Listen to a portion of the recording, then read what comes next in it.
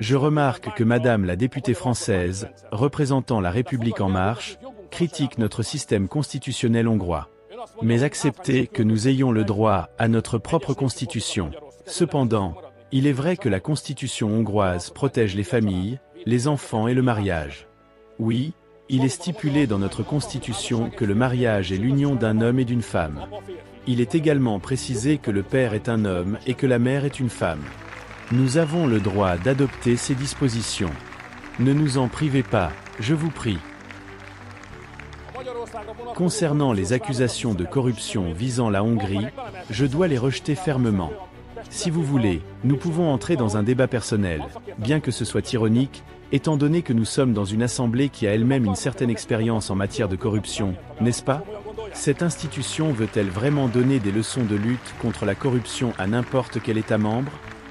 Concernant les fonds européens, je voudrais simplement rappeler que nous savons tous que 80% de l'argent que l'Union envoie à la Hongrie retourne dans vos poches.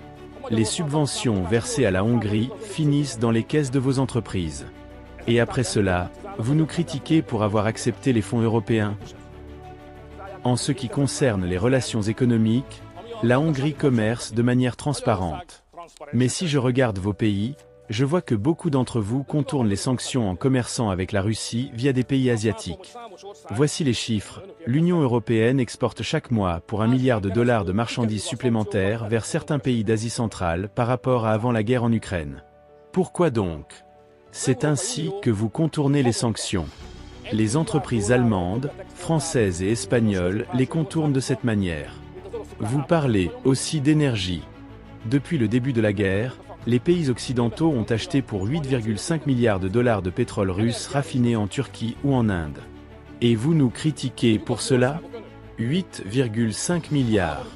C'est de l'hypocrisie. En 2023, vous, les Occidentaux, avez acheté 44% de pétrole russe en plus qu'un an auparavant. Vos entreprises paient des taxes qui alimentent le budget russe.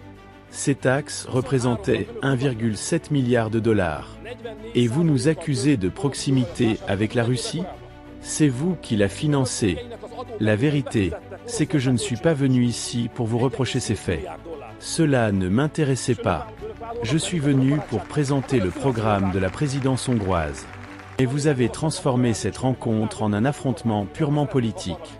C'est profondément regrettable. Mais je ne vous laisserai rien passer. À aucun d'entre vous. Si vous attaquez la Hongrie, je défendrai mon pays.